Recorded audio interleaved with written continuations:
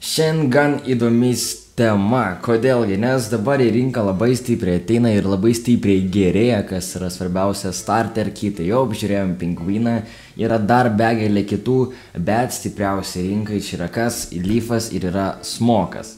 Tai kad mes šiandien apžiūrėsim naują gaminį iš iJust pusės, iš iJust kategorijos, yra iJust 2, iJust S, dabar yra iJust Next Gen, taip pat yra VPN paprastas ir dabar atsirado VPN Plus. Čia nebus jų pilna apžvalga, čia bus galbūt palyginimas šitų dviejų daikčiukų tarpusavyje ir kas asmeniškai man yra geriau, kuo jie skiriasi, nors skirtumų nėra labai daug. Tad mes būtent tai aišku viską atpakuosim atskirai. Biškai pagreitintai, kadangi kaip ir minėjau, čia nėra apžvalga, čia tiesiog jų palyginimai. Dabar kągi, paimam atpakuojam štai šitą gražuolį, paimam atpakuojam štai šitą gražuolį ir žiūrim, kuo jie skiriasi. Ačiū iškart pirmų smūgių už prekes Royal Smoke LT, kuris randasi Vilniuje, Kaune, Klaipėdoje ir taip toliau, galima juos ten visur surast.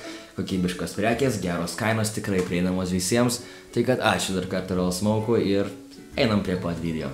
Pradėjus galbūt nuo iJust, nes kaip aš galiu prisiminti, iJust 2 buvo bomba, iJust S buvo dar didesnė bomba, iJust Next Gen dabar įsivažiuoja po biškį rinką ir žiūrėsim, kaip žmonės žiūrės į juos. Nors, tiesą pasakius, jau galiu pastebėti, kad žmonės daug dažniau perka box modus. Reiškia, kad jie jau kad ir naujokai, nėra didelio skirtumo, taip, Stig V8 dar labai gerai gyvena. Bet kažkaip pastebėjau, kad jau didesnis kiekis naujokų pradeda ne nuo iJustų, ne nuo Stigų, ne nuo dar kažko, ne nuo Pingvinų, o bent jau nuo Stig QC ir pavyzdžiui kokį nors Pharaon, kad ir nieko dar nemoka, bet jau žino, kad tai yra gerai, kad geriau išleisti vieną kartą daugiau negu 50 kartų po 15-20 eurų, tai žmonės protingai galvoja, taip pat lygiai galvoju ir aš ir taip pat visiems siūlau galvoti. Dabar tada pažiūrim, kuom pasikeitė viskas tai. Kaip mes žinome, anksčiau talpa buvo šiek tiek didesnė negu 2 ml.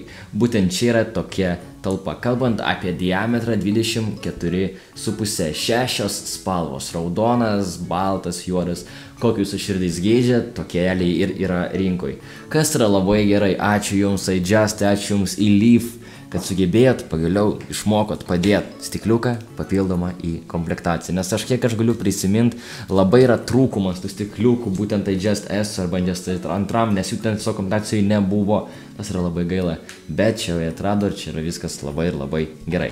Taip pat nauji koilai, lygiai tas pats, su bandygiai nekalbėkim, koilai. Čia yra nauji koilai, kurie vadinasi HV koilai, HW koilai. Jie čia yra 2 komplektacijai. Kai mes gauname pačią setę, kaip jau matėte šiek tiek anksčiau, kad ten nieko viduje nėra, reikia įsukti koilą. Tai čia yra HV vieno cilindro koilai. Jų netgi buvo panašėti į mašinas, bent jau pavadinimai cilindrai kažkokie. Tai dar kokie varikliai atsiras, bus iš viso labai kietai, bet čia yra vieno cilindro HV atnaujintas koilas. Kuom jis geresnis, na pavyzdžiui, ECL koilą, 18 ohmų, kuris iškart buvo pačiam topė. Skonis yra geresnis, gal kiekis yra irgi geresnis, kad ir toks mažas dalykėlis, bet skonis tikrai pagerėjo. Ir aš kaip atidariau jį pasigarint pats savo, supratau, kad kodėl aš pats garinu Predator su kleitu, jeigu yra 15 kartų pigesnis variantas, bet jisai nesireguliuoja. Bet realiai galima jį pažiūrėti. Taip pat, kas yra dar labai gerai, kad dabar nėra jokių O-ringų skirtų, pavyzdžiui, kontroliuoti airflową. Dabar pas mus sukeliojasi airflowas ir pagaliau mūsų oro padavimas yra kontroliuojamas be jokių papildomų gumyčių, kas yra labai didelis dėkui ir ačiū Leaf kompanijai. Gerai, labai trumpai apžiūrėjome šitą, dabar šiek tiek pažiūrėsime į VPN Plusą. Kas čia pasikeitė? Įpilimas. Na, galbūt tikrai taip, viršutinis įpilimas tapo. Anksčiau, kai buvo atsukti, reikėjo visą viršutinį top capą.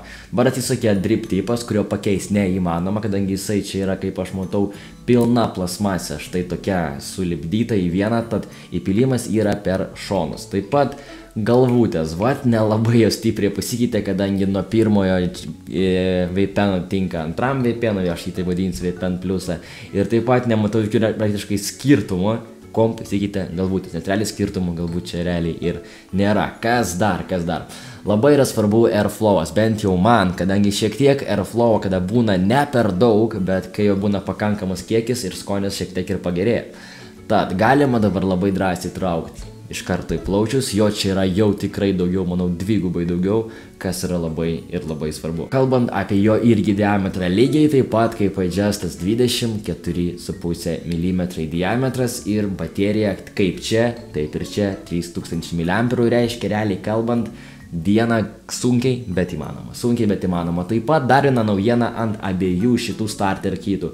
Dabar garinant labai sunku suras, kada pas baterija išsikrauna. Čia yra 4 spalvos mygtuko. Kaip tą viską galima suprasti? Reiškia, kaip mes garinam, matome, mygtukas dega šaliai. Reiškia, mūsų baterija yra pakrauta nuo 60 iki 100%. Jeigu pas mus baterija dega jau kitomis spalvomis, pavyzdžiui, mėlyna, raudona arba oranžinių, žinokit, raudona čia yra jau viskas, reikia krauti, bet jeigu pas jūs baterija ateina iki oranžinio, reiškia, krauti dar nereikia, bet jau reikia pasiruošti, nes tada pas jūs baterijos lieka mažiau negu 20%. Tad labai gerai, kad 5 spalvos skirtingos ant štai šito mygtuko ir galima suprasti, kada mūsų baterija išsikrauna, kada neišsikrauna. Kalbant apie vape peną, kaip prašė pats gamintojas, kad čia yra 5 pamirksėjimai mygtuko, reiškia, reikia pasiruošti krauti, nes voltažas labai sumažėjo. Kaip ir minėjau visą laiką ir minėsiu dar daug kartų, kad kiekis garų priklauso nuo tiek, ant kiek yra pakrauta jūsų baterija, būtent štai šito starter kito. Jeigu jūs garinat ir baterija jau ištirpdinėja, reiškia, dūmų iš karto automatiškai bus per pusę mažiau, ko nėra su box modais. Jeigu pas jūs ant box modo yra kokie 30% baterijos, garų nepasikeis, nei tiek. Jeigu pas jūs yra čia tiek, reiškia, garų sumažės 3 kartais negu buvo ant pilnos pakrautos baterijos. Kalbant apie skonį, apie garų kiekį, manau, kelsiu ranką už iJustą, kadangi, ką žinau, man jisai yra, Airflowas yra daug malonesnis, taip pat jisai reguliuojasi, kas irgi yra labai svarbu, taip pat galiu pasikeisti kokį noriu dribtyvą. Gal menknikis, bet vis tiek malonu. Taip pat, kalbant apie įpilimą iJustą, jisai čia irgi pasikeitė, dabar jis rodo kaip ant max, tai reiškia pasislinkimų į šoną. Būtent tai viskas tai atrodo. Dabar būtų labai logiška ir fainais, kad tai pasimėgint, pasiragaut, patraukt garus, nes viską jau aptarėm, bet tiesiog kiek čia yra garų, kiek čia yra visko, galima bus pažiūrėti po 3 sekundžių. Pirmas į karą eina iJust Next Gen.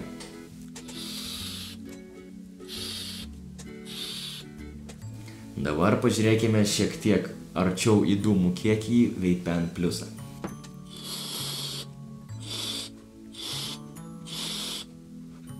Abu yra geri, bet pirkčiau galbūt iJust Next Geną. Taigi aptariam realiai viską. Viskas yra su jais gerai. Kaip norint pradėti garint apsimoka, tikrai apsimoka, bet kaip aš ir minėjau pačioj pradžioj, jog viskas tai yra gerai, bet aš siūlyčiau paimti vieną kartą už 100 eurų negu 15 kartų po 10 eurų. Ir galima sutaupyti ir galima iš karto daug labiau pasidžiaugti. Dar norėčiau paminėti, kad būtent šitas prekes įmanoma surasti Royal Smoke visur Lietuvoje. Vilniuje, Kaune, Klaipėdoje ir taip toliau galima surasti tiek šitą variantą. Taip pat ir Vape Shop'e. Tai kad ačiū labai jums Royal Smoke'as už pagalbą, už kokybiškus daiktus, kurie yra aptarė dabar būtent tai čia ant balto stalo. Su jumis buvo Go for Vape. Geros dienos, gero vakaro, gero ryto arba tiesiog gero garo.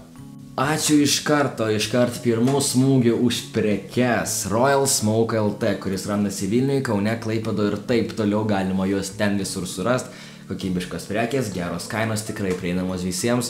Tai kad ačiū dar kartą Royal Smoke'ui ir einam prie pat video.